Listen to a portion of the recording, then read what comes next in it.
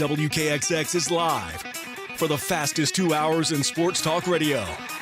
Get ready for Chase Robinson. He has got to be a player they can rely on in big situations. And Gerhard Mathangani. Has the trust of his team. Sounds like the makeup of his team is in a really good space, and I believe that's because of the culture he's curated down there. For WKXX Live, these guys have you covered from preps to pros and everything in between. Now, let's go inside the Fox Sports 102.9 studio with Chase and Gerhard for WKXX Live. Welcome in on a Monday afternoon, starting a new week here on WKXX Live. Chase Robinson, Gerhard Mathangani here with you. Hope you had a great weekend, and we're ready to get back at it. And guess what, Gerhard? It is game week for high school football. Week 0. Had some jamborees this past Friday night, but the real thing starts this week. Yeah, we talked about it last couple of weeks, how big this week was, and then we got the chance to kind of get our appetite going with some jamborees last week. I know there will be some more jamborees this week, but this week starts the whole enchilada. Starting on Thursday is when teams can officially start playing their high school football games, and it should be a great week 0, as they call it, the HSAA. Yeah, a couple of our local teams playing Thursday. Etowah hosts Springville, and then Asheville hosts St. Clair County to get things going here in Northeast Alabama on Thursday night. Looking forward to lots of games across the state as well. But high school football is here. We're going to talk some high school football coming up at 3 o'clock. John Holder with High School Football Alabama. Gerhard also a part of the crew there. Y'all be getting things going coming up this weekend as well. That's exactly right. Show number 1 is this week at 9:45 on Friday night, and you can catch it on Facebook and YouTube. Just search for High School Football Alabama. The show's called After the Game. John will have a whole lot more details as it relates to the show format and kind of what people can expect to see coming up on Friday night. Absolutely. And that's something you'll be able to go back and watch on Saturday morning or whatever. That's right. Go back there on YouTube or Facebook, wherever it is you would like to watch it, and get caught up on all the analysis and scores and everything there. And, of course, we'll have high school football scoreboard coming up this Friday night from 9 to midnight. With Jeff Allen and Phil Harris. We'll have game night on Friday afternoon. And tonight, we'll have our first edition of the Monday Night Quarterback Show. That comes your way at 6 o'clock tonight. Greg Watkins and myself will be along to preview the 2022 high school football season. So high school football is here. Makes for a busy time of the year, but we're really excited. Our first Hoax Bluff game will be next Thursday night. They don't play week 0. They play week 1 on Thursday, August 25th. So our first Hoax Bluff game will be Thursday the 25th, big Etowah County rival game against Southside.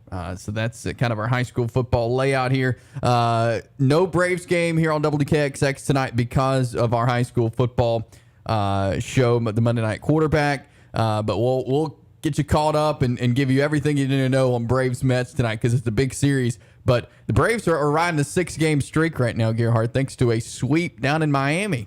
Yeah, and one of the things that we talked about when they had the series over in Queens, they lost 4 out of 5, was can they refocus? Could they get themselves steady and stable, refocus against 2 really strong opponents in the Boston Red Sox and the Miami Marlins, both on the road? And they did that. They did exactly what they were supposed to do. I think the whole team was able to bounce back, and we saw it from different players, individual players having great runs. Of course, the entire thing got kicked off with Vaughn Grissom's monster day and a home run, his debut. The other young players coming also to play there with Kyle Wright as well as Spencer Strider.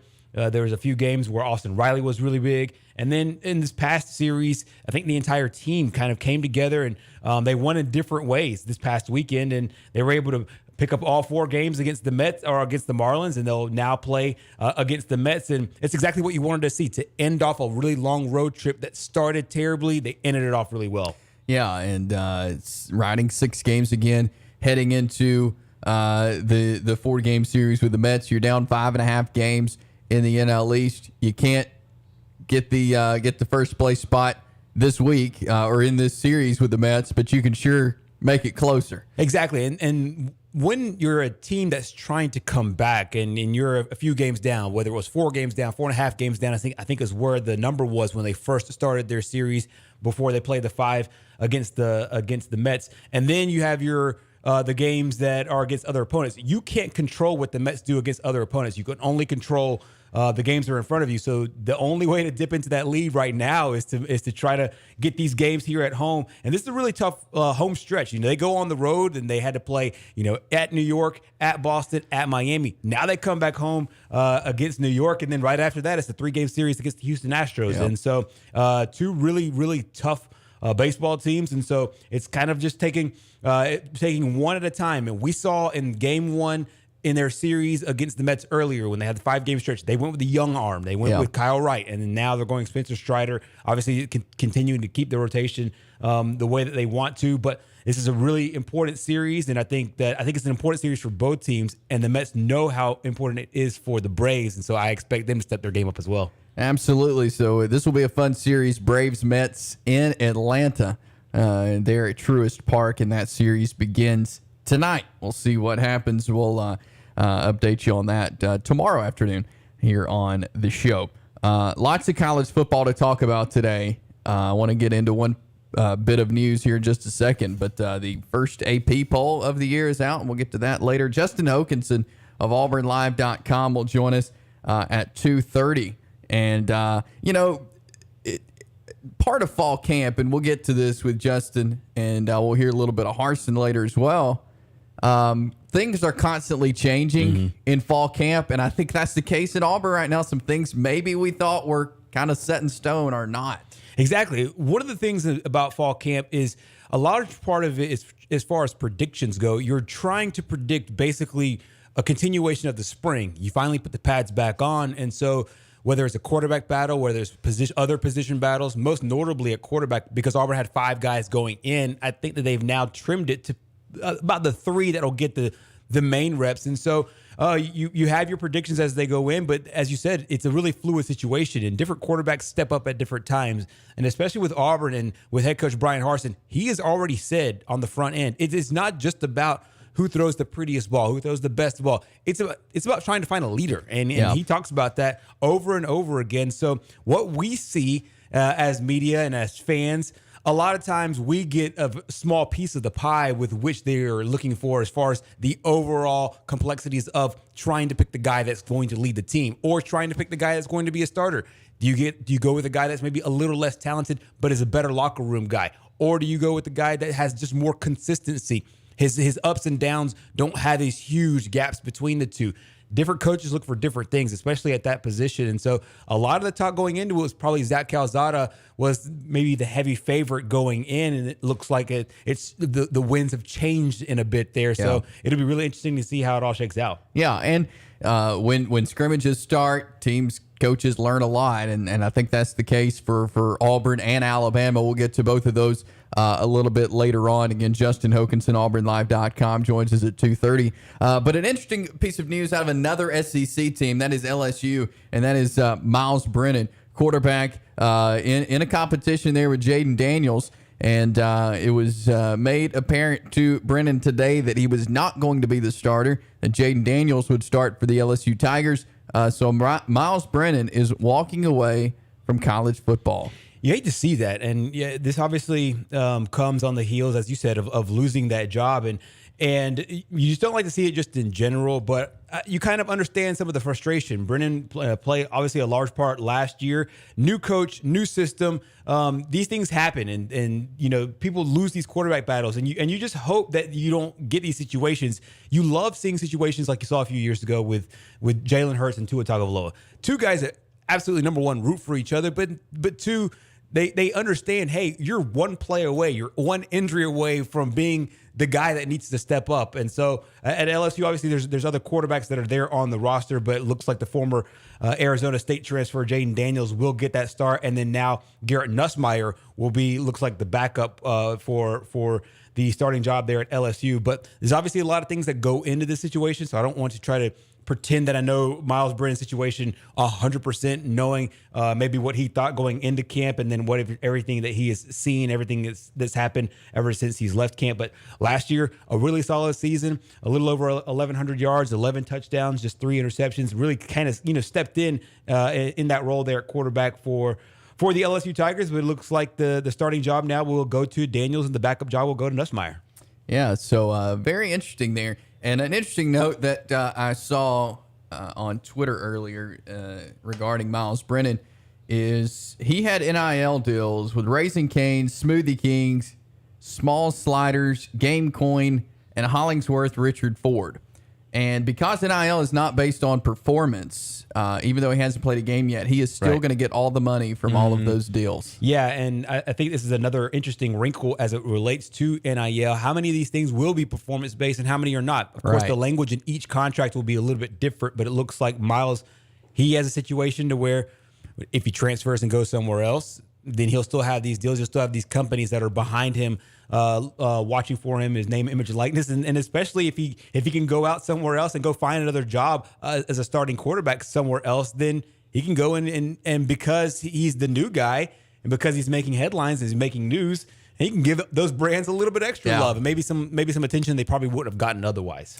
Yeah, so Miles Brennan done with college football as he loses the starting job to Jaden Daniels there at LSU under new head coach Brian Kelly.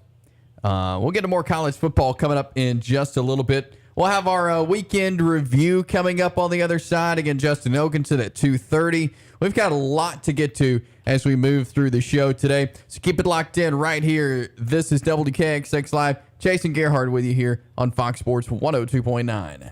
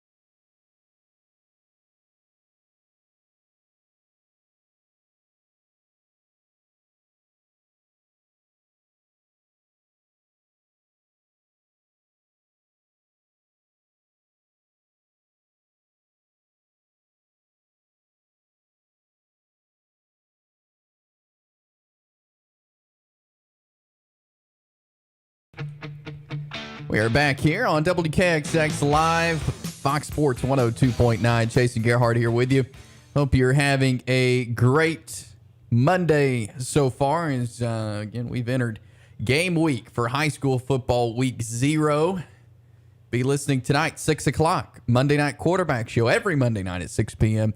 Greg Watkins and myself will get you ready for some high school football, and we do that tonight by previewing this 2022 season and previewing the games coming up this week in week 0. But Gerhard, we've made it through another weekend. That's right. And let's go to our weekend review. What did you learn this weekend? Yeah, some things that really stood out this weekend, and obviously this list sometimes is comprised of some of the things I'm looking forward to, and then there's some things that are just huge, maybe not huge surprises, but just big time surprises that make you do a double take. For the first one, watching the game as the Pittsburgh Steelers and the Seattle Seahawks played in their preseason game, of course there was going to be some love for Kenny Pickett. Kenny Pickett is the former Pitt Panther quarterback, and keep in mind that the Pittsburgh Steelers and the Pitt Panthers, they share a facility, and the Pitt Panthers play on the same field as the Pittsburgh Steelers. It used to be called Heinz Field. It has a new name change. The naming rights deal changed where they're going. And when Kenny Pickett, obviously, when he entered the game, there was a large reception for him. There was a really nice, warm welcome for him. I think a lot of people are really excited about him. The Steelers kind of kept it under wraps that they were going to draft him. They made it look like they were going to go get Malik Willis.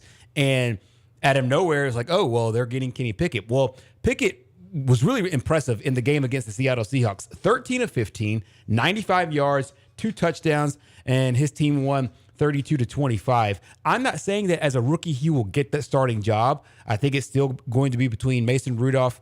Mason Rudolph will be one of the guys that's competing for it. I do believe Kenny Pickett will have a shot to get it. I believe Josh Dobbs might be the other guy. There's another player in the mix there for that starting job. But in my opinion, I do believe that we can get a situation where the rookie finds himself playing for that starting role. Mitch Trubisky was the other name.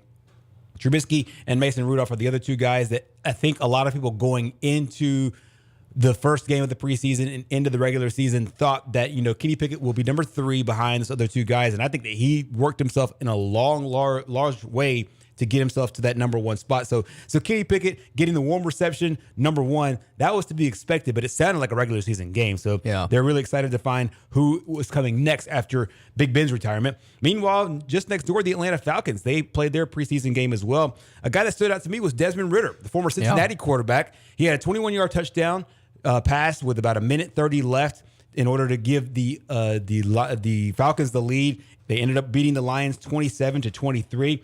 Ridder didn't have as good of a day as Kenny Pickett, but he was 10 of 22, 103 yards, and 2 touchdowns in that 4-point win over the Lions. I think a lot of people saw Desmond Ridder last year, obviously playing for Cincinnati, had a really good season, played Alabama in the semifinal, and then got a chance to, I think, in my opinion, put himself on the map there. Of course, Marcus Mariota, in my opinion, I think will retain that starting job, but I think Ridder showed that he does belong in the NFL, and I think that he will have a strong career in the NFL. Meanwhile, a little closer to home, how about Brian Robinson Jr.? The game that I talked about last week that I was looking forward to was the Panthers and the Commanders, mainly because of the Panthers quarterback battle going on between Baker Mayfield and Sam Darnold. We'll get to that in a minute as well. But Brian Robinson Jr. had a really good game there as well. He played 11 snaps in the game, a really strong, in my opinion, just a nice outing for him. Of course, Alabama last year really needed him. He kind of paid his dues with the Crimson Tide, made sure that, he was the featured running back. A lot of times he was the only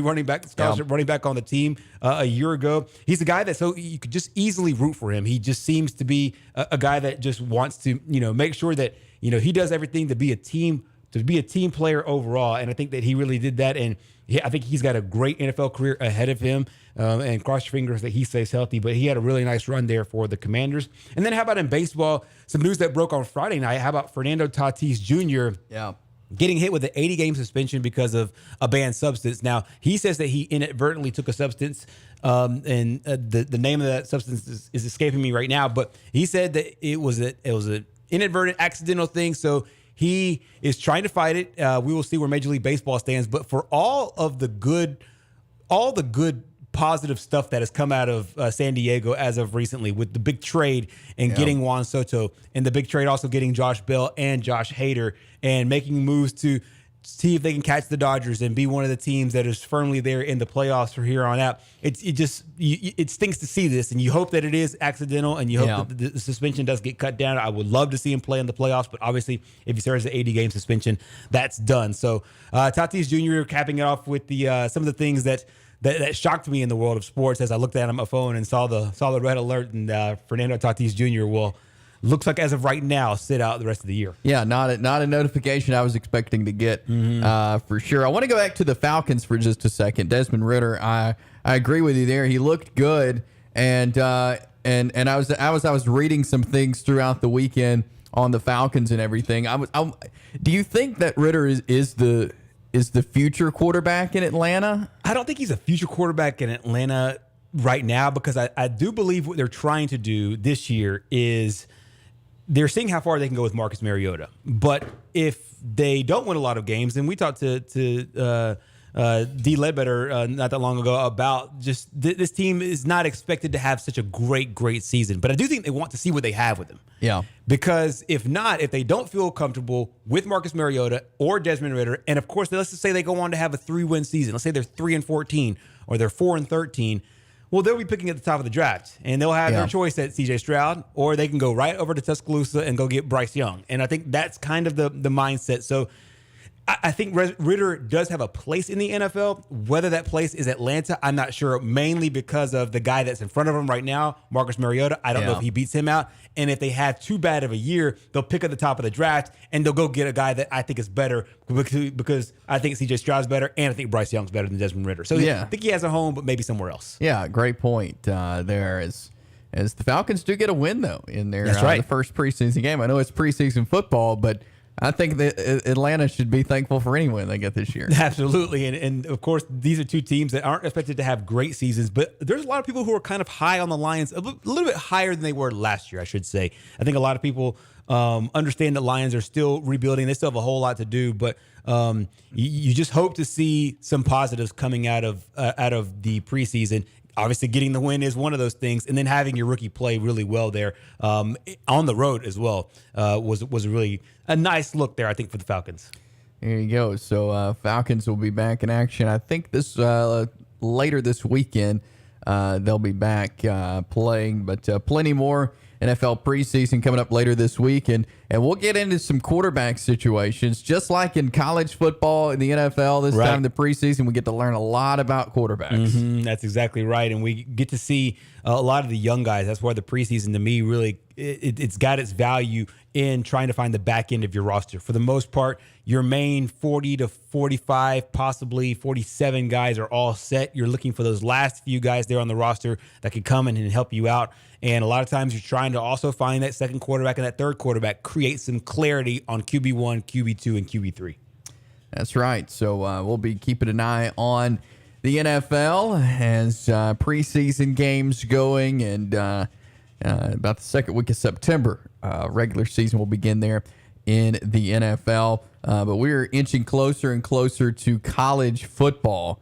And I mean, Gerhard, this is the last full week without college football. That's exactly right. We counted, once the football games began, we said last week, we won't go a weekend without football all the way until February. Yeah. And then, obviously after this week in high school, we'll go the next 14, 15 weeks with nothing. You'll have high school football Thursdays, Fridays, and even some Saturdays for the next 15 weeks. And then after that, you have college football for the first time. And we won't see the end of college football until the early part of January. So we have a really fun stretch here as it relates to both high school and college football. I think on the college level, there's so many things to look out for. Of course, we talked a lot about the storylines with Alabama and Georgia, and as well as Ohio State. I think a lot of people think that those three are the top three, but we're getting closer and closer, and we got polls that keep coming out and predictions, and these things are fun to look forward and try to prognosticate, but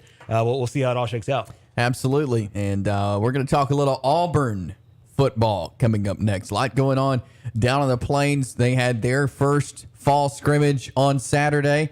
as did Alabama. We're going to focus in on the Auburn Tigers coming up next with Justin Hokanson of AuburnLive.com. He'll join us, give us the very latest on Auburn fall camp. We'll do that next here on WKXX Live. Jason Gerhard with you here on Fox Sports 102.9. Being an Army Ranger is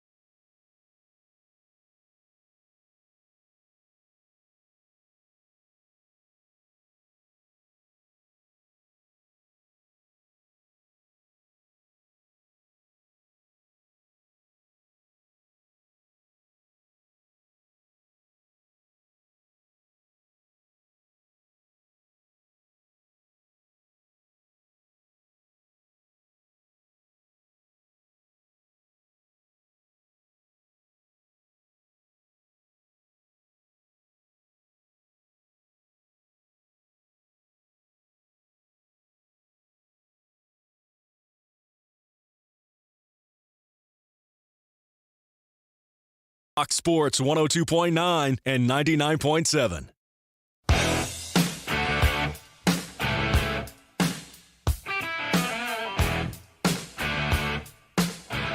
We are back here, WKXX Live, Fox Sports 102.9, Northeast Alabama's sports talk home. Chase Robinson and Gerhard Mathangani along with you here on this Monday afternoon as fall camp rolls on. First scrimmage in the books for the Auburn Tigers. We're going to talk some Auburn football now. We welcome on Justin Hokanson, AuburnLive.com, covering all things Auburn Tigers. Justin, really appreciate your time this afternoon. Thanks for having me. Well, I know we talked to you a couple of weeks ago, and you were really high on Zach Calzada and what he was doing there in fall camp. How are things in the quarterback position right now? Is that changing at all as the Tigers have moved through the fall?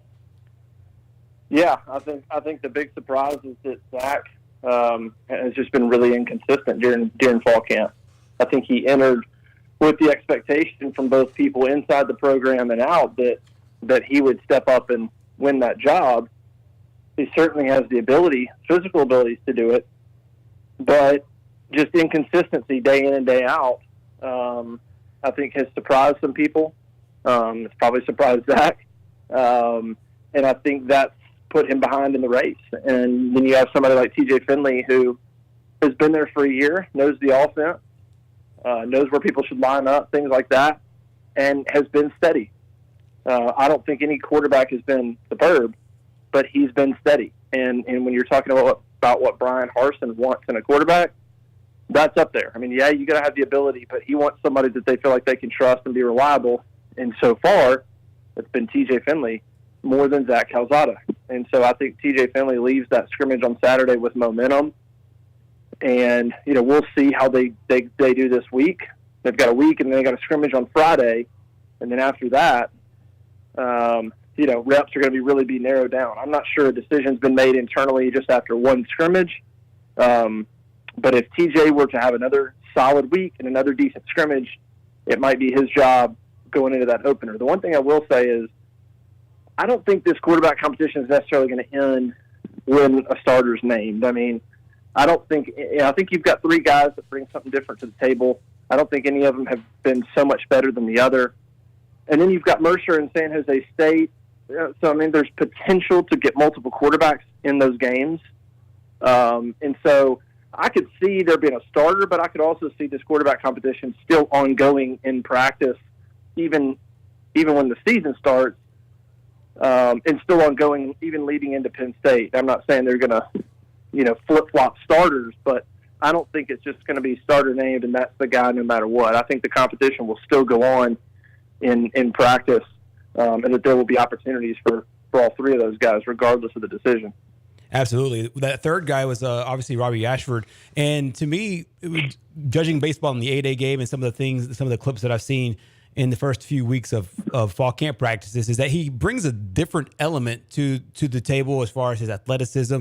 How much do you think that he'll be in the running, if it's not for the starting job, but also just to have packages and get him on the field with his athleticism? Yeah, I mean, I think that's pretty likely. I mean, Brian Harsin's talked about that.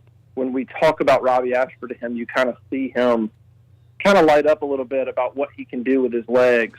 He's just a really good athlete, and I think there very well could be packages in there, whether it's speed option type stuff, whether it's zone read kind of stuff with him, or jet sweeps where he fakes it and runs it. Like, there's things that I think they could do with him that teams would have to then prepare for. They have to watch film of it, prepare for it in case it happens, and things like that. So yeah, I would imagine that there's going to be some packages for him. A lot of it will depend on how the game's going too. I mean, if he's not the starter, it's going to depend on where they are on the field. It's going to depend on what's going on in the game in terms of when he enters and what he does. But I think they're going to try to get him on the field in some of those packages, whether he's the starter or not. Yeah.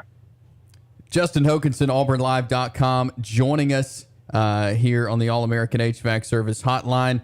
Talk about the running backs. I know Tank Bigsby, obviously one of the best backs in the SEC.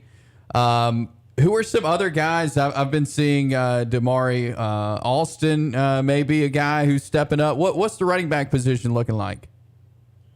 Yeah, I think that was been a development over the last few days of practice, and then that scrimmage on Saturday is Damari Alston is doing some good things, the true freshman. I still think Jarquez Hunter is probably the number two. I mean, he's got the experience, and again, you're going to put a guy out there that you trust to pick up a blitz or whatever it might be.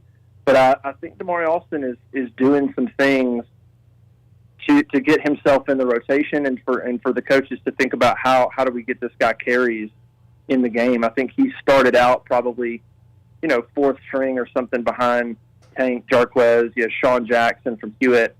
And then, Damari was somewhere in there, and he steadily moved up to that legit number 3 position probably. And even in the scrimmage, he started off the scrimmage with the 2s with Robbie Ashford actually at quarterback. And so I'm not saying he's jumped Jarquez, but I'm saying he's done some good things to where I think the coaches are looking at him. If he can be somebody they rely on to put out there, I think he's a guy that certainly in the first 2 games could get some carries and then just kind of see where he's at. I mean, then you get into Penn State and SEC play, and I think Tank and Jarquez are going to be your guys. But I think Damari's got a chance fall camp, first couple games, to get some action and then kind of make a push, see if he can't stay in the rotation as the SEC play starts. For sure. Justin, what about on the other side of the ball? Obviously, defensively, the leadership was seemingly set with guys like Owen Popo back on that unit. Are there any guys in fall camp that have probably pushed themselves to the front of that depth chart, or maybe some guys that we thought were in the front have gone down? Whoever have been some of the newsmakers, both positively and negatively, for the Tigers? Caden Bridges comes to mind. He's a young safety that I think has a lot of ability, a really good athlete. Zach Etheridge talked about him in the spring and said he might be one of the best athletes on the team. I think he's a guy that's emerged and looks to be in pretty good position to start opposite Zion Puckett at that other safety position. Really good athlete, really well built. I think you'll like what you see from him and how he looks. So he's a guy that I think's emerged, that people will have to get used to his name, but he seems to be in good position to start opposite Zion Puckett. I think another guy in the secondary, we know about Donovan Kaufman. He played limited last year. He's going to be a big part of the defense this year. You saw him a little bit last year. But I think another guy that arrived late but has made a lot of good impressions is Keontae Scott, the JUCO corner. They seem to really like his athletic ability. He seems to have come in there and just immediately made plays. So I think on Saturday he was working at the nickel some. Kaufman was even working at safety some. So I think he's a guy that's going to get on the field, whether it's backing up Kaufman at nickel or if they feel like they have to move Kaufman to safety for some formation, he could be your nickel. So he's another guy I think watch out for, making a push right there in the secondary. I think linebacker and defensive line are pretty much set in terms of the guys you're going to expect to make plays. I think the only other guy that I've heard his name a little bit is Morris Joseph Jr., the transfer from Memphis. He's a guy along the defensive line that's undersized in terms of height, but seems to be pretty strong, have good leverage, and he's a guy that I think the coaches think can hold his ground and make some plays. He's had a really good career at Memphis, comes in there with veteran experience, so he's another guy I would say that fans don't really know much about, but could play an important role in terms of depth along the defensive line. Negatively, I'm not sure of a guy necessarily has fallen in any of those positions or done any worse than they expected. I haven't heard a lot of. The only guy I wouldn't say negative, but Caleb Woods is a guy that we heard a ton about in the spring. Haven't heard as much about in the fall. It's at that safety position, and so I think he's behind Zion Puckett anyway. So he'll play, but he's a guy that maybe I thought might challenge for a starting position that maybe hasn't. But really, it's just I think some young guys, like I mentioned, have stepped up, and there are going to be some new names to watch. We're talking with Justin Hokanson, AuburnLive.com, talking some Auburn football fall camp. What's going on the receiver position? What's it looking like right now? And do you think that Auburn is going to be utilizing tight ends a lot this year? What's the receiver and tight end position looking like right now? Yeah, I think the tight end position, I think it'll look similar to last year. That'll be interesting to watch, by the way. You're going to wonder how defenses are going to – last year that was sort of an unknown, and it'll be interesting to see if defenses say, hey, we don't maybe we don't think Auburn can go vertical. Like, how do we make sure that they don't use the tight ends to bail themselves out? But the tight end position is going to be fine with Shanker, Tyler Fromm, Luke Deal in certain situations. Tight end will be good. Receiver, I think that's the big question, and we won't know until you get out there and see who makes plays. And Camden Brown, the true freshman, has gotten a lot of attention. He's a big-bodied receiver. He looks the part, and he's made plays in practice. He's made big plays, which is something that group needs. he's going to be a guy that's going to be hard to keep off the field. I mean, he's not going to start, but he's going to be in the rotation. He's too good of an athlete to not put out there. I think Coy Moore's done some really good things. I think he's going to be a guy to watch. I think he's going to be a reliable player. He's got speed, a big playability. He's been working even at punt return and kick return, so he's got the speed to make things happen. Strong kid. So he's one to watch out for in terms of making plays as well. Javaris Johnson, really fast from the slot. Like, there's athletes there. There's ability. And I was talking to somebody who's the scrimmage on Saturday, and they said the athletes are there, receiver. I mean, the bodies are there to make plays.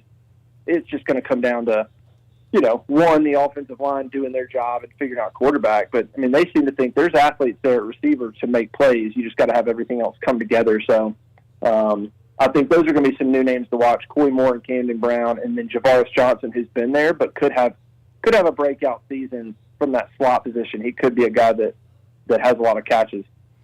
For sure. Justin, my question was about the special teams, the kicking game in general. Of course, Anders Carson last year had that injury, but it looks like he's back, though. I heard where Coach Harsin really praised the fact that he was back. Apparently, he had a really good scrimmage as well. How important is that? Auburn's used to having good kickers, a good special teams unit, and to have their kind of cemented leg back seems to be a really good thing for the Tigers as they move forward. Yeah, it's big. I think he went 4 for 4 on Saturday. He's still got the brace on his left leg. Probably a bit of precaution, at the moment. Probably until he feels like he can take it off, or if he feels like he can kick 50-yarders with it on, I guess keep it on. But in terms of kicking a field goal, but yeah, 4 for 4 for him to get a 40-yarder in there. So, I mean, that's big. I've heard good things about Alex McPherson, the freshman. That kid is small, but he can absolutely boom it. I mean, I saw a little bit of him during practices, kicking some field goals and kicking off, and man, he's got a leg. So I think it'll be interesting to see if potentially he's a kickoff guy and they just use Anders for field goals. I think that could be a thought if Anders has still got that brace on, or if they feel like he's a liability on kickoff or kickoff return or something like that. That'll be interesting to see, because McPherson's got a really good leg, and it could be a good idea to let him kick off and let Anders stay healthy and just work on field goals. But either way, huge to have him back. I mean, when you're talking about an offense that is going to be trying to find its way, if you can have a reliable kicker and make sure that if you're down there, if you can't convert, you can get at least 3 points out of it, that's big. That's big. And so I think having Anders back is big for that regard, and to help Alex McPherson, who's going to be a really good kicker. To have somebody like Anders to learn from a year is only going to help Alex for the next 3 years, 3 or 4 years at Auburn. So it helps develop him as well. So really, that's a positive all the way around. Interesting stuff there. AuburnLive.com is the place to go for all things Auburn Tigers. Justin Hokanson joining us. Justin, really appreciate your time as always. Always great insight. We'll do it again real soon, but thanks for joining us. You got it. Thanks for having me on. Thank you. Justin Hokanson, AuburnLive.com, joins us on the All-American HVAC Service hotline. I was covering Oxford and Fort Payne a couple of years ago. Alex McPherson's, I guess it was his junior year. And Coach Short and I were calling the game, and we looked down there in warm-ups, and McPherson's kicking from 60 yards out. Yeah. And nailing them. He's just insane. He has such a great ability. I mean, not only just a powerful leg, but that's one thing. Anybody could there's a lot of guys that could just boot and just, have a powerful leg. Same thing with your arm, but he's accurate as well. Yeah. And that's what makes him super special. And I think Justin hit on it. For Auburn to have a backup kicker that has the leg that he has, that's a true weapon. And how about this? It's kind of an interesting wrinkle. I thought about this as Justin was talking about it. Auburn's both kickers, number one, are really talented, but two, have brothers in the NFL that are both playing really well. Anders Carson obviously has brother Daniel, who plays for the Oakland Raiders. He had a great preseason game and a good Hall of Fame game. And then Alex McPherson's brother Evan made himself famous as a member of the Cincinnati Bengals, and he had a great field goal the other day as well. So it looks like the pipeline from Auburn to the pros is in safe hands with these two guys that are on the roster right now. Absolutely. Always a good special teams unit there at Auburn. We'll grab a timeout here. We'll hear what Harsin has to say about what he's looking for in a quarterback. We'll do that next here on WKXX Live.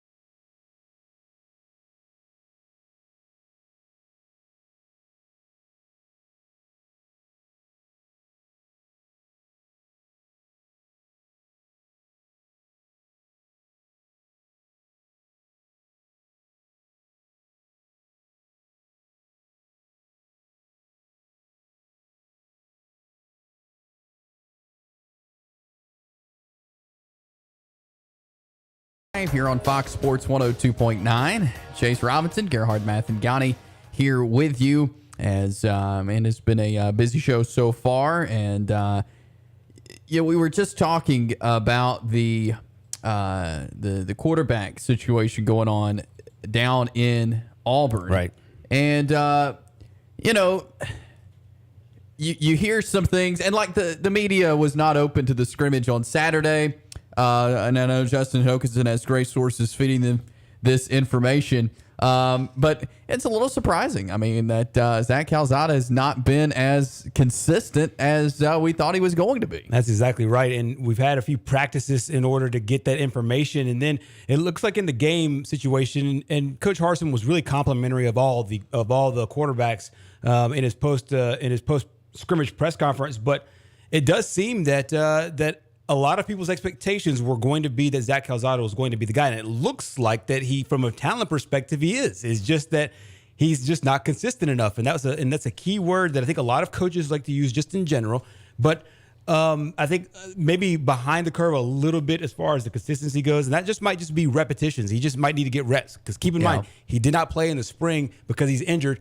Ironically, Auburn's the team that injured him last year in their game against Texas A&M. So he's behind the learning curve a little bit. We'll see if this is just a blip on the radar or if this continues to go even deeper into camp here in their second scrimmage that is set for coming up on Friday. So Auburn off today. They got classes coming up tomorrow, and then the next scrimmage comes on Friday. But as Justin said, I thought this was a really interesting point. Because Auburn's first two games are considered basically tune-up games before the Penn State game, how much game action does he see? So can he work his way into a mode where he's more consistent between now and game number 2, which gives you a little bit more leeway than just after one scrimmage? Absolutely. Here's what Brian Harsin did have to say on Saturday on the quarterback competition. All did some really good things. Finley operated well tonight. And, I thought we had a long drive on the very first drive with the first group. It was about 14 plays. So he executed well on that drive. I thought Robbie did well too, making some plays and operated the huddle and did some good things on that part, on his part. Calzada, solid tonight, had a touchdown as well. The one thing I told our guys, every one of those guys want to play. And we're going to play the best guys. They all deserve an opportunity to go out there, which we've given every one of our guys to showcase what they can do, and now we got to start making some decisions. All right, we got to start figuring out, all right, who's going to get a little bit more reps. But as far as the quarterback goes, I watched the whole thing, sideline all the way to the field, how we operate in between plays, the sense of urgency, how fast we call the plays, how fast we get to the ball, how we check things, how we get our offense into the right situations. All those things come into play. So it's not just, hey, that guy throws the ball, perfectly or the best every time. You want that, but like, how's he operating? Right, what's he doing? Is this guy going to help us in the run game? Can he help us, with his feet? Can he do some things in the pass game? So there's a lot more other factors. And then, you know what? Hey, you're watching how accurate they are. You're watching the decision making process. So that's what I was looking at tonight. What I told those guys tonight, I wanted to see him lead. That's what I wanted to see. From the sideline on the field, that was the number one thing for me. Coach Keesaw can figure out the rest. I want to see these guys lead. And I want to see them just operate our offense. And I thought, for the most part, they did a good job. We didn't have a lot of delay of games. We had one delay of game. We didn't have a ton of bad snaps or just sloppy football from the quarterback play. We can get better, but it wasn't that sloppy from their end. That was Brian Harsin on what he saw from the quarterbacks. And Brian Harsin was a quarterback himself. Right. And so, I think that's going to help him in this decision-making process of, he was once in their shoes. Mm-hmm. He was once, probably trying to fight for a job himself. And so, I trust Brian Harsin when it comes to the quarterback situation. I think so, too. And also the evaluation part of it, I think, is really interesting because he can evaluate it and be able to have a very clear message with us, especially in the media, and I'm sure behind the scenes as well.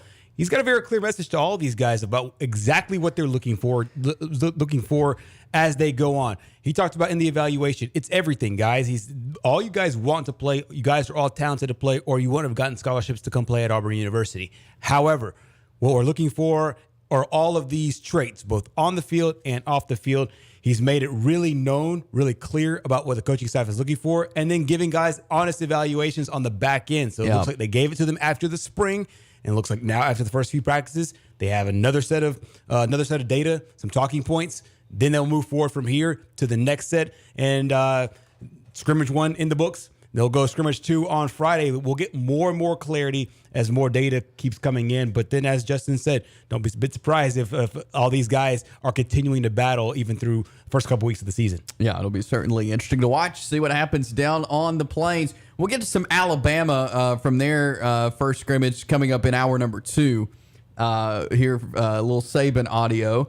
But we're going to talk some high school football coming up next. John Holder with high school football, Alabama, will join us to start hour number 2. That is next. It's Jason Gerhard with you here on Fox Sports 102.9. Next calls for all their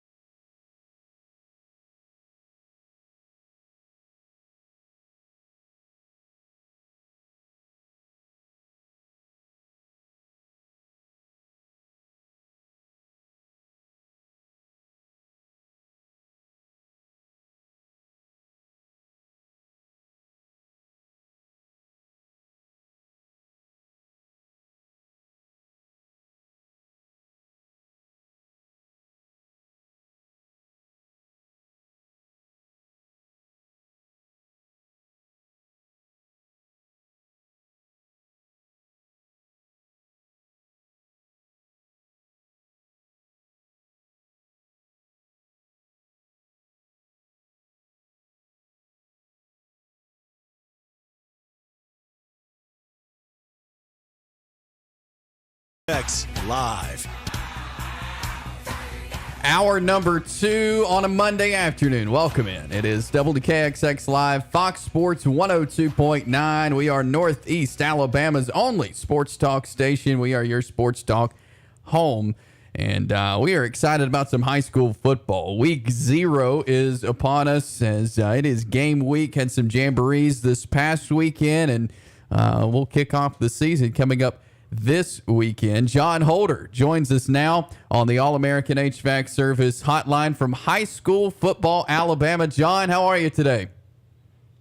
I'm great. How are you guys? Doing well. Doing great. Great to have you on, and I know a lot of excitement for you, your guys there at High School Football, Alabama, and Friday nights, 9:45 to midnight. And I know, John, with it being on YouTube, Facebook, this is something that folks can go back Saturday morning and watch if they miss it on Friday night. Tell us a little bit about High School Football, Alabama. Well, you're right. I think a lot of folks are accustomed to watching us on Saturday, kind of getting a recap of what happened the night before because frankly, it's late at night. People have had a long day. They had long Fridays and things like that. So we have a lot of folks that watch us on Saturdays and throughout the weekend. And scores, obviously, highlights, video highlights of games, live guests in the studio, cheerleaders, players live with us in the studio, and just all kinds of information about high school football in East Alabama. That's basically what we are about, and that's what we do, and that's what we cover. And so we're going to crank that up Friday night and go all the way for, 14 weeks till right on the cusp of Thanksgiving. It goes by quickly, though. It always does. John Holder with us. And, John, I'm happy to join the team. This is kind of like a reconnection back from old TV days. In some form, all three of us have all worked on the television side. For those that don't know and those who might be used to a certain form of post-game high school scoreboard show, what are some of the differences that high school football is after the game will bring this year? Well, the big thing is we're live stream video only. So basically, if you have an internet connection, you can watch it for free. There's no special equipment to really have to have. I think everybody in this day and time has the internet right there in the palm of their hands. And so wherever you are, anywhere in the world, you can be able to watch that, watch the replay on Saturday and things like that.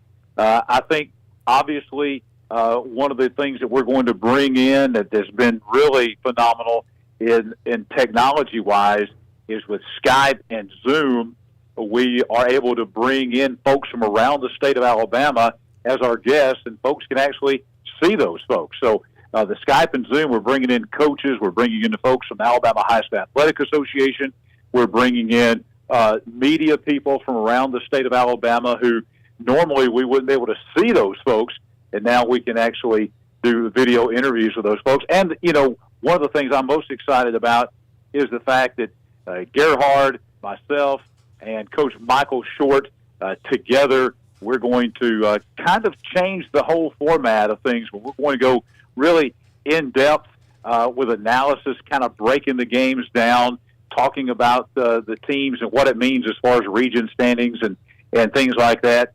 And that's what we're going to do with the format there. I think not really a round table, so to speak, but I think it's going to be a situation where there's going to be a lot of great high school football talk. And I don't know that anywhere, you'll get analysis like you're going to get and really breaking it down. And, just like this first week, we're going to have video highlights of 8 games across this part of the state. So I'm really looking forward to that aspect of it as well. Absolutely. Again, high school football after the game. You can find that on YouTube. Just type in High School Football Alabama, and you'll be able to find that. And then on all social media channels, we're talking with John Holder. And, John, I want to talk a little football with you because it's here. It is week 0. And, there's been a lot of change in the offseason as far as teams moving maybe up a classification, down a classification, some regions moving around. As far as kind of the stuff that happened in the offseason, what are some of those things that really stood out to you and you think may have a big effect on what happens this season? Well, I think as you look at the preseason poll that the Alabama Sports Writers Association put out. I think you see evidence of that because you see a lot of teams that changed classifications that are highly ranked in the top 10 in their new classification. Let's start with defending Class 5A state champion Pike Road, moving up to 6A. You know, like 4 years ago, this was a 3A school. Now they're a 6A, and they're number 6 in the preseason poll. Viger won the 4A state championship. They moved to 5A and getting a lot of respect as they're the number 2 team in the preseason in 5A. Montgomery Catholic, who a lot of folks last year thought was going to win it until they were upset in the semifinals in 3A by Montgomery Academy. They moved up to 4A, and the sports writers threw them in immediately at number 1. And then you've got Andalusia, who was a great 5A team, moving actually down to 4A this year.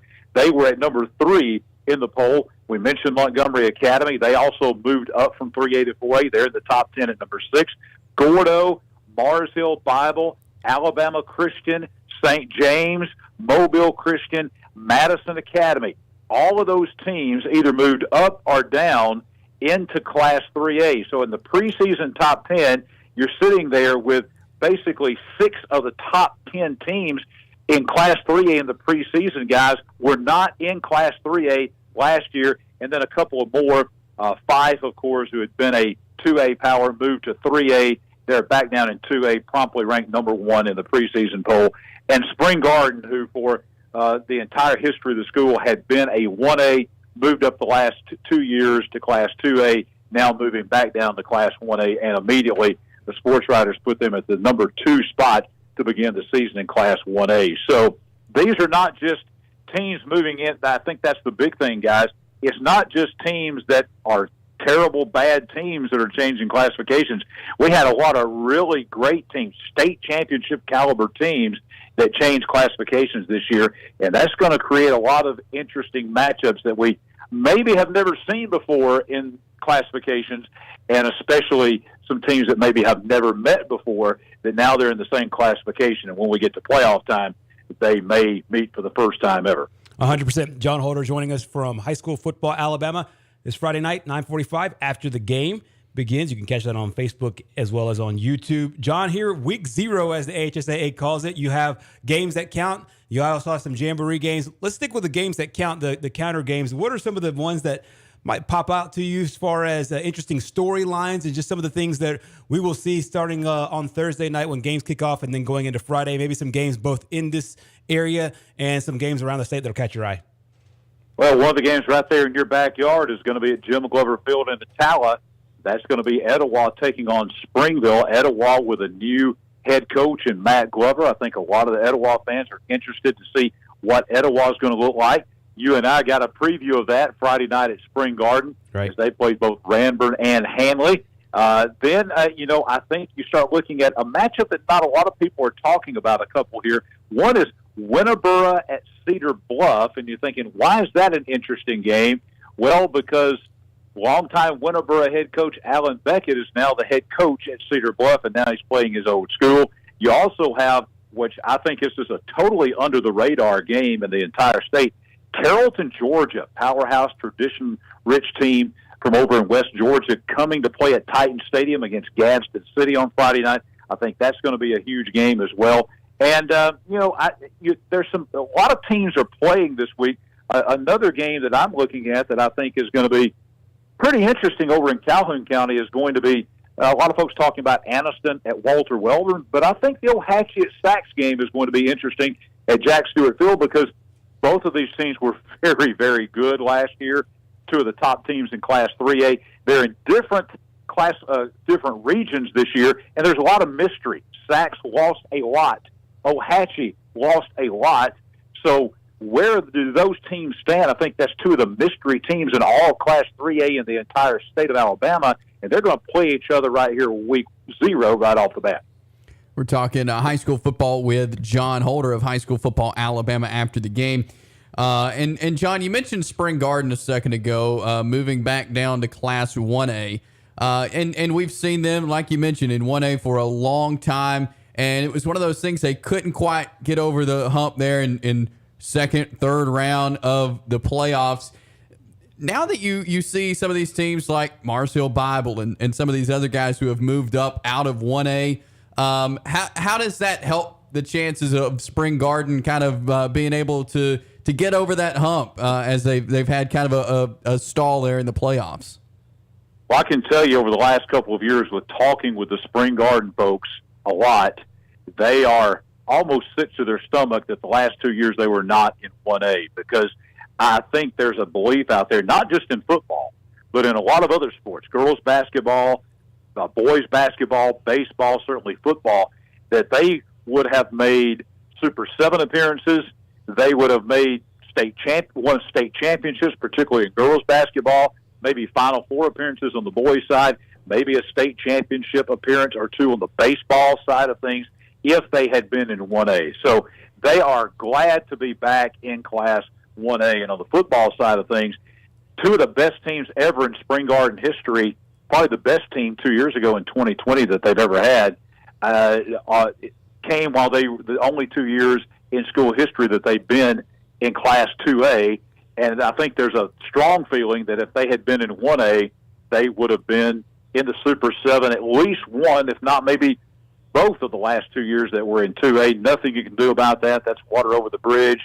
But they are glad to be back in Class 1A, but awaiting them in region play.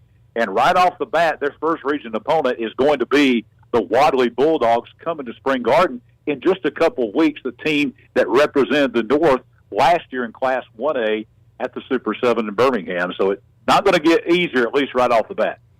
For sure. John Holder with High School Football Alabama on with us after the game. Comes your way this Friday at 9:45. John, I know that there was a big announcement today as well as far as the crew there at High School Football Alabama. If you can talk a little bit about that big announcement and being able to share some more football knowledge.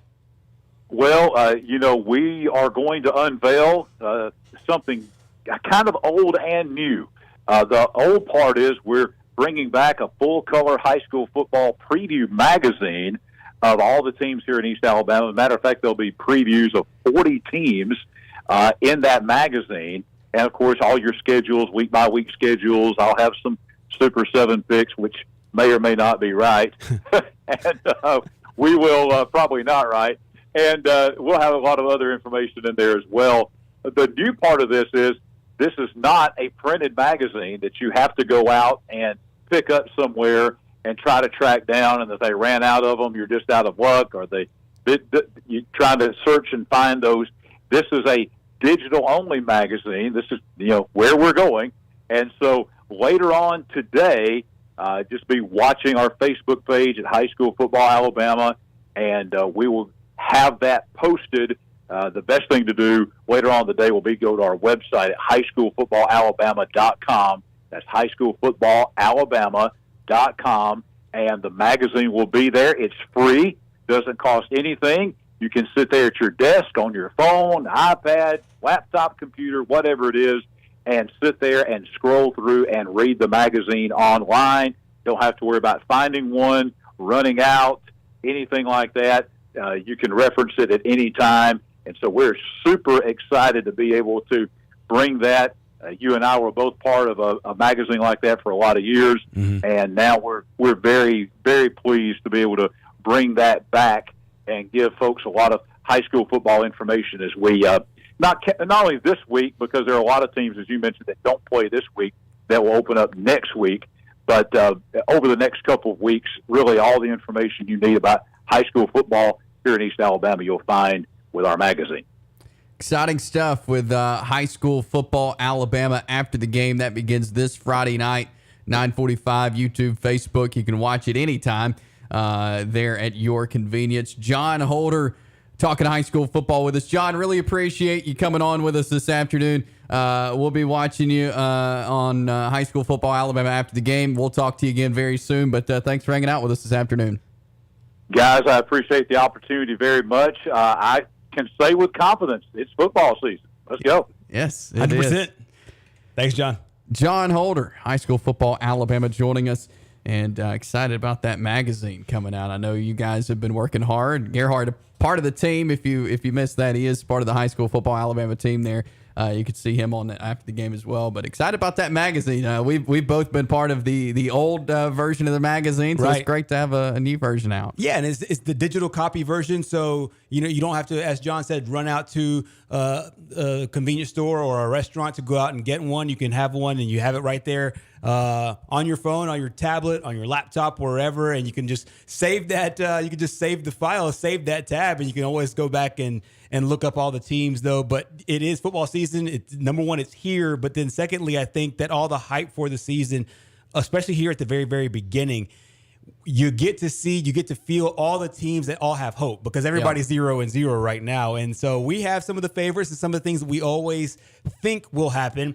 And then, of course, the way the season plays out largely is not the way that we always think it is, and especially now, because as you mentioned, there's so many changes of classification, changes in regions, and so teams are in different places. We'll get to see different matchups that were region matchups before, not region matchups anymore. So there's a lot to be excited about as this season rolls around. I think 2022 will be one for the books here in high school football. Absolutely, and we'll be all over it here on WKXX Live. We'll grab a timeout here, come back, talk a little Alabama fall camp as we continue here. Chase and Gerhard with you on WKXX Live.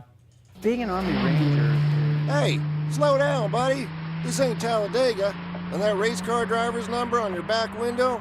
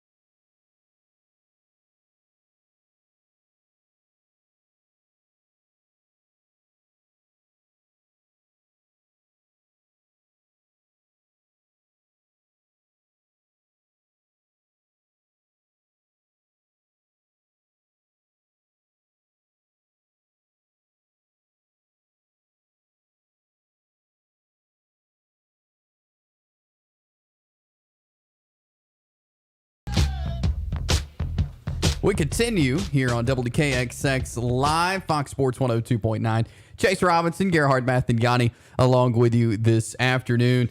And we talked some Auburn fall camp earlier, Gerhard, but Alabama had their first scrimmage on Saturday as well. That's exactly right. They did. And one of the things I think with this Alabama team that you're looking forward to as fall camp rolls around, it's not like Auburn where you're looking for a whole bunch of changeover as far as position battles go. Yeah. You know your starting quarterback is. You essentially where they're trying to get some clarification offensively is at the offensive line spot and at the wide receiver spot. It looks like they have they're a pretty good bearing about who the running back will be this year. And then on defense, you have pretty much those positions solidified as well. I think with Alabama, it's, hey, can we get through training camp, number one, with a solidified line, and then secondly, can we get out of camp healthy? Yeah. Now, Alabama's been banged up a little bit. JoJo Earl, the news came out late last week that he'll be out for a while. So it's health is the biggest thing. And then, of course, always with Coach Saban, he wants to get his team always to improve, have that mental edge. But losing the last game of the season last year, I think takes care of a lot of that. So the complacency, obviously, not an issue for Alabama this year as they go in with a hungry team. But they want leadership. And then they also, want to find some depth as well. So they're dealing with some different issues than Auburn is. However, I think they're in a really good spot this year as they find themselves back in the number one spot in the polls. Absolutely. And with their first scrimmage being on Saturday, Nick Saban spoke just on their first scrimmage. There were a lot of good things out there on the field today, but we got sloppy at times, had way too many penalties, and a lot of undisciplined type penalties, whether they were illegal formations, offsides on defense. So all things that are correctable. I thought the kicking game was good. The specialists executed fairly well. I'm not disappointed in any way, but I think at this point, you would expect to need to practice to improve on a lot of things. And after only having 8, 9 practices, whatever we've had to this point, I'm sort of okay with where we are, but also very much enthused about the challenges that we have to try to work to get guys better so that we have more guys that can play winning football. That was Nick Saban on the first scrimmage. And as he says, they got some work to do, but not necessarily, upset with what he saw, but always work to do. Yeah, and he'll never use super pleased or super excited. Not always, he's complimentary of his team. I think this is the highest compliment that a Nick Saban led team will get. If they are not on top of what they're supposed to be doing, he'll let this team know. But it sounds like the for every mistake, quote unquote, for every bad thing that happened in the scrimmage, he always has the qualifier fixable. These are fixable mistakes. These are things that mental breakdowns that won't kill us in a game. They won't lose us a game. However, we need to make sure that we're razor sharp and focus on these things. So as they try to look for solidified players at certain positions, I think that he likes the makeup of this team and then being able to clean up some of the smaller things. Yeah, absolutely. And one position a lot of people are wondering about is wide receivers. I mean, you had 2 of the top wide receivers in the country on the field together last year, and they're not there this year. And so here's what Nick Saban had to say on that wide receiver position. We were inconsistent at receiver today. We made some really good plays. We dropped some balls. I think Kobe Prentice, probably of the young guys, I think he had like 5 catches. He was probably the guy that stood out the most of the young players. But, each and every day there's a different guy that, shows that they have some ability to do things in a really positive way. So I think if I was going to evaluate the group, I would say we all need to play with more consistency. We got to get the quarterback really, comfortable with the receivers that we're going to play with and the spots they're going to play, and that's got to be a goal for us in the coming weeks. Is that surprising to you that the wide receiver position was apparently inconsistent? A little bit, because this group has had some players, like a guy like Ja'Cory Brooks, for example, he's a guy that's worked with Bryce Young. He's a guy that's worked with the backup quarterbacks. But he only mentioned one name on there. That's a freshman, and that was Kobe Prentice, who had a really good game, which I know he was talking about that specific scrimmage. And a lot of times Coach Saban won't go into depth about every single player. But you are expecting them to rely on some of their key guys. Ja'Cory Brooks being one of those guys. The transfer from Louisville, Tyler Harrell, Jermaine Burton. Some of these guys that are transfers. Jermaine Burton obviously coming from Georgia, and then relying on some of the young guys to come in and help pitch in. I think consistency is the big thing for this team. Being able to have good timing with the quarterback and with Bryce Young. I think that's the biggest part of it, because Bryce Young will put the ball exactly where they need to be. The receivers need to be at their spots. I think that he likes where they are so far. However, he wants to see more consistent play from that group. And so I think they have the bodies to do it. I think they have the talent to do it. He just wants to make sure that they're not taking 2 steps forward and 1 step back. Yeah, absolutely. And so we'll see what comes of that position.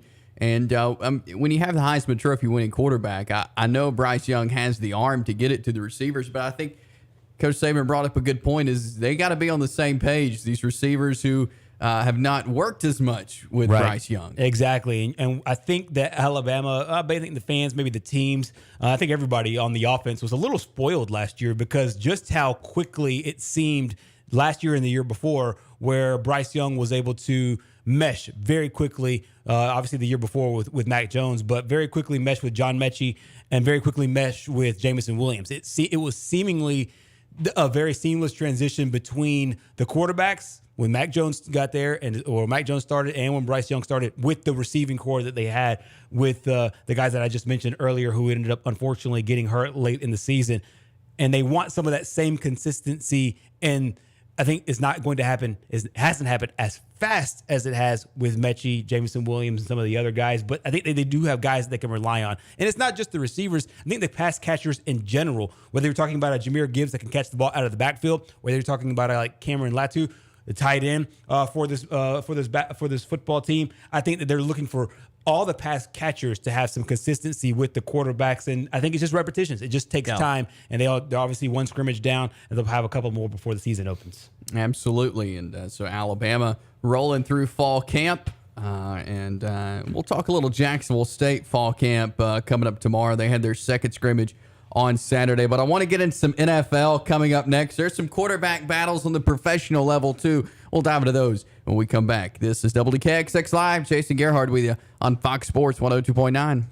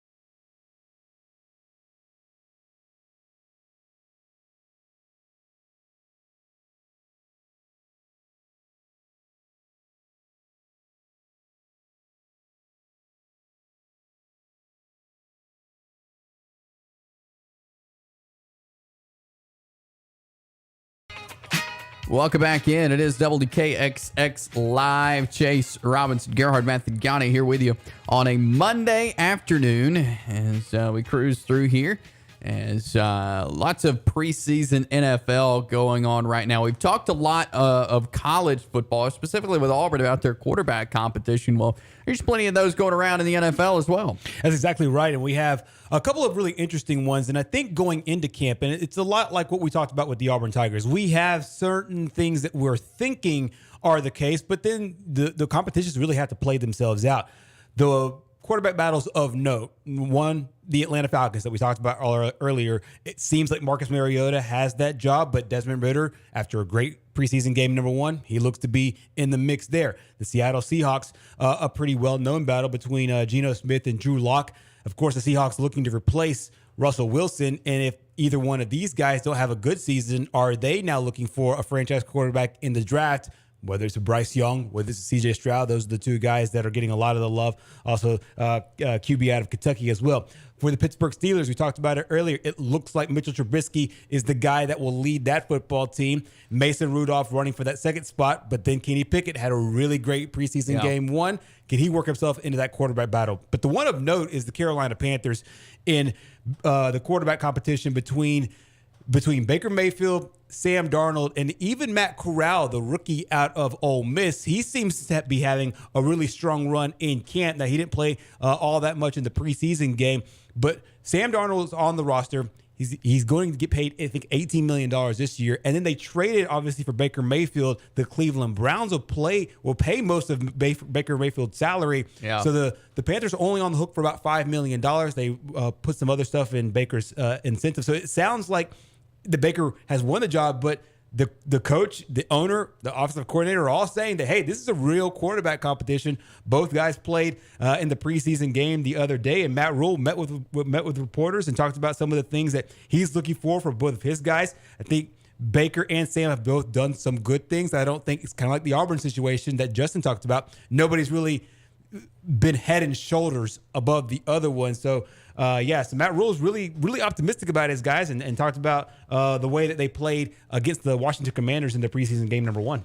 Baker got the start today. Is he the starter going forward? No, that was for today. That was just for today. So we'll go back and look at this tape. And obviously Sam got us in the end zone. Baker led us down the field. So it looked like both guys, played well in terms of production. We'll go back and look and see where they are. But that was just for today. What did you see from him in that one series that he played? I thought we moved the ball, well down the field. He did a nice job of moving it with his feet, finding the check downs, and then, we got down there tight in the red zone. We called a play action. Receiver doesn't run the route block, so he has to dirt the play. We fumbled the snap, and ended up not scoring. So still a lot to build on. But I did think he moved the ball. It looked, in control. Nice long drive to start the game. So it looked somewhat clean until the very end.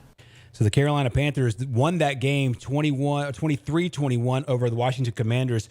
For clarification, Baker Mayfield, 4 of 7. He played in that first drive that you heard him talk about earlier. 4 of 7, 45 yards, and obviously didn't take a sack at all. Had a quarterback rating of 67.5. Obviously, you don't really want to judge quarterback rankings when you only throw 7 passes. However, Sam Darnold was 2 of 3, got him into the end zone, got the touchdown, had a quarterback ranking of 119.4. So the Panthers got the win there. It looks like both players played pretty well. Very small sample size. 7 attempts, one only 3 attempts. And they'll come up against the the Cleveland Browns in week 1 of the season coming up in a few weeks. But next up, as far as the preseason games go, it's a game against the New England Patriots that comes your way this Friday in New England. So another chance, I think, for both guys to put some more stuff on tape this week when they have joint practices. They're having joint practices in New England right now. And then, of course, another chance at opportunity there on Friday night against the Patriots. But it looks like of all the quarterback battles in the NFL, this one's the one, in my opinion, is the most interesting. Yeah, it certainly is. And I'm sure we'll learn a lot over the next couple of preseason games. Now, another quarterback kind of topic is Zach Wilson with the Jets and his injury. Exactly. What you don't want to see. We talked about this with Alabama. What you don't want to see in the preseason and in exhibition games in fall camp is players getting hurt. But unfortunately for the New York Jets, a team that is trying to take that next step, they're trying to to make a little noise there in the AFC East. Well, they lost their starting quarterback in Zach Wilson, the second-year guy, drafted number 1 overall, or drafted in the first round by the New York Jets. Of course, he will always be kind of put in that same class as Mac Jones and some of these other rookies that came out last year. Trevor Lawrence is another one of those guys that are all entering their second season.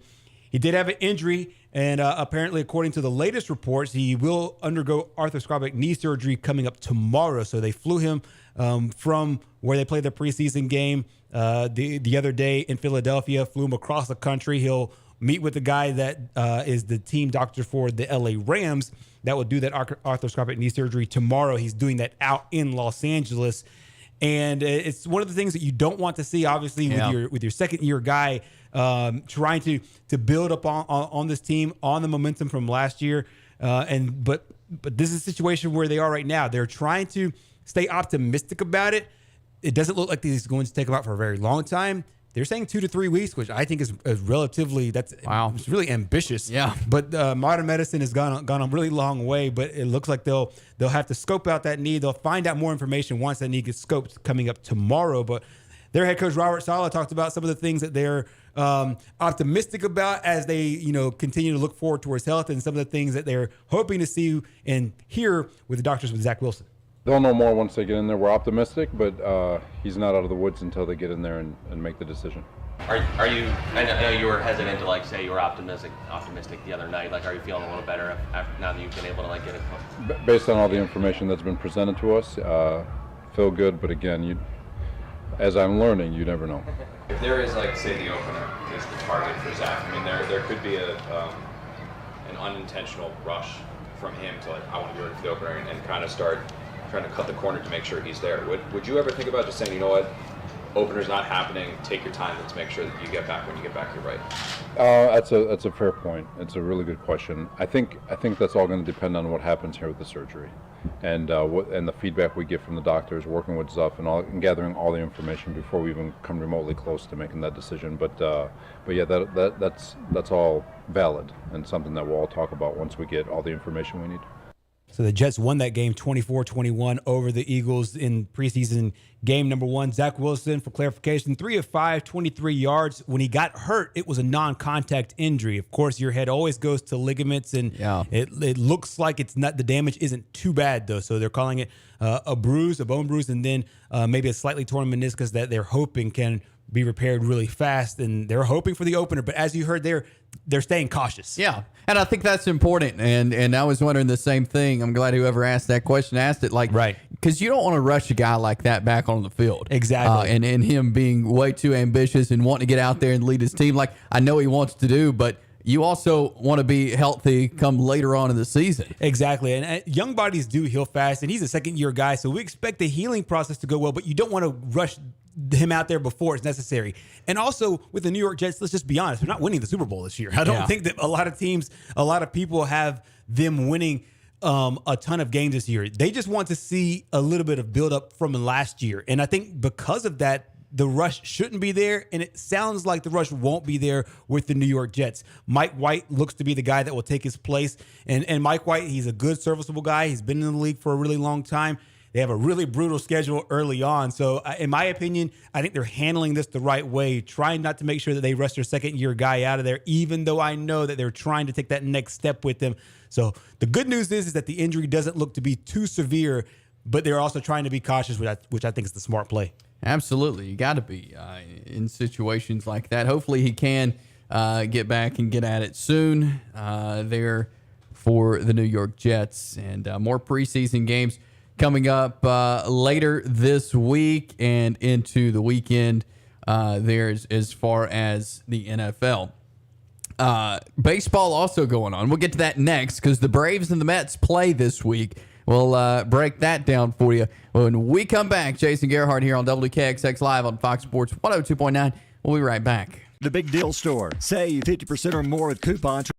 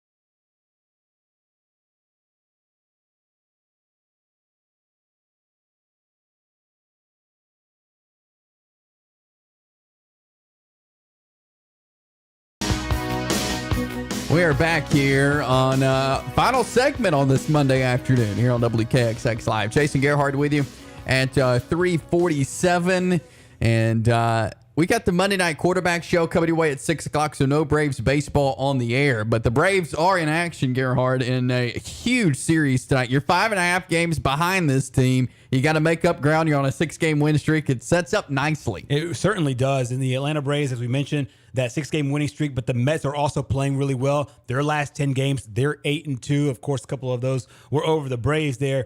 And it's a really interesting matchup because it's in Atlanta after the series before that was in Queens, and so they have the home cooking coming back. Their fans, I'm sure, will be just through the roof about this series, understanding how big it is. I think for both teams, Mets come into this game 75-40. The Braves right at 70-46. Two of the teams that have already eclipsed the 70-win mark. There's only a handful of them. Braves find themselves right there in the mix. Carlos Carrasco is on the mound for the Mets, and Spencer Strider on the mound for the Braves today. So a couple of really good pitchers. I think it's a good pitching matchup between these two squads, but it should be a really good series. And I think a really good game one. Do the Braves get tight? Do the Braves play loose? Do they play with the same energy they've played with these last 6 games? We'll find out. Do they carry over any good or bad juju from the last time they played? I think all those questions will be answered within the first 3 to 4 innings today and kind of set the tone for the series. Yeah, absolutely. Spencer Strider with a 3.11 ERA coming into tonight, 6-4 on the year. And just looking at the lineup, you got Travis d'Arnaud back in the lineup for the Braves, which is a very good thing. Ronald Acuna is going to lead off. Swanson 2, Austin Riley 3, Matt Olson 4, William Contreras 5. He's a designated hitter. Eddie Rosario 6, Travis d'Arnaud 7, Vaughn Grissom 8, Michael Harris 9. And I like the lineup. I mean, you're facing good pitching against the Mets, really good pitching against the Mets, but I like the way this lineup's been playing. Yeah, they really hit the ball extremely well. I think you have a good array of players that are I think slated in the right spots. You have a really confident Grissom towards the end of the lineup, and Matt Harris towards the back end of that lineup, and a guy like Ronald Acuna Jr. Obviously, he's one of the better leadoff men in the entire league. Been through some dips this year, but I think as the skippers talked about, I think he just needs an full offseason to rehab before we see the Acuna Jr. of old. But this is a really good lineup against a really solid pitcher.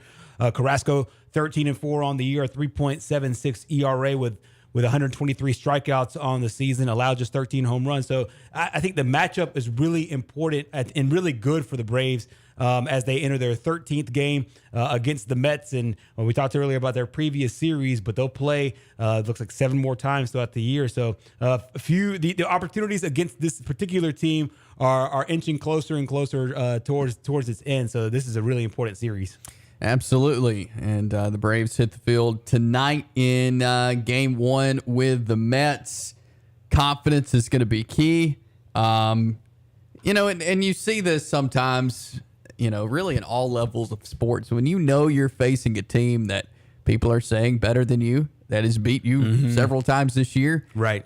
Sometimes it can kind of, you get a little dejected. Yeah. I think this team cannot let that happen. They've got to know that they can play with this bunch. Exactly. And I think that they won't get that way mainly because of the way they played in the 6 games after playing the Mets before. I think that they can now convince themselves, hey, last year we were in a similar spot. Actually, the Braves were in a worse spot last year, but similar as far as their win-loss record goes. And they were able to obviously finish the season strong and then win the world championship. I think you can just go back to the lessons learned from last year and say, hey, we've done it once. We could do it again. We have some new faces, some young guys, some confident guys going into this matchup against the Mets. But as far as a Vegas standpoint goes, the Braves are actually favored in this matchup. They enter at -147, the Mets +125. And the number I found interesting also coming out of Vegas is the over-under is 8 runs.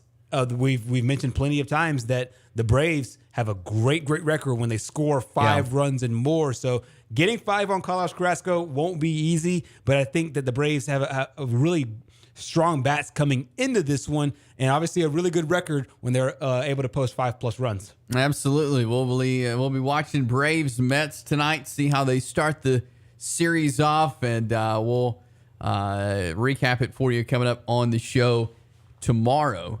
As again, Monday night quarterback show on tonight, so no Braves baseball on the air for you here on Fox Sports 102.9. Speaking of the Monday night quarterback show, be listening tonight at 6 o'clock. We kind of get our high school football radio season underway tonight as we have our first show. Greg Watkins will join me. And so we're going to walk through the preseason top 10 polls. We're going to look at the region realignments, which I think was a big topic coming into this high school football season. So we've got a lot to cover. And we started the show off. We can end the show with it. High school football is here. It's here. It's game week, and they officially kick things off on Thursday. Lots of great matchups. We'll talk about this over the next couple of days. Some interesting matchups.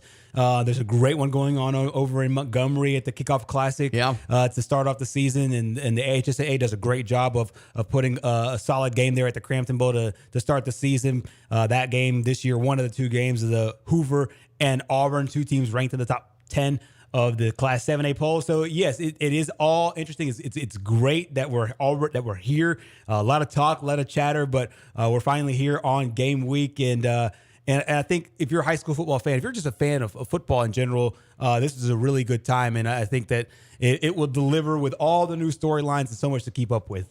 Absolutely. And so be listening to the Monday Night Quarterback tonight. We'll be back with you tomorrow from 2 to 4. Great show on the way, so be listening for that. And that is going to do it for this Monday afternoon. Appreciate our guest today, Justin Hokanson from AuburnLive.com, John Holder from High School Football Alabama. Both of those are up on the WKXX Live podcast channel, so wherever you listen to podcasts, whether it's Apple Podcast, Spotify, Google Play, iHeartRadio, just search for WKXX Live. There's our podcast channel. You can listen to our interviews back at your convenience, wherever you are. So take advantage there of the WKXX Live podcast channel. We'll grab it. Well, that's it for today. We will. It goes by so fast. It does go by so fast. It goes by so fast. We will talk to you tomorrow. Have a great rest of your Monday. You know who WKXX calls for all their HVAC needs?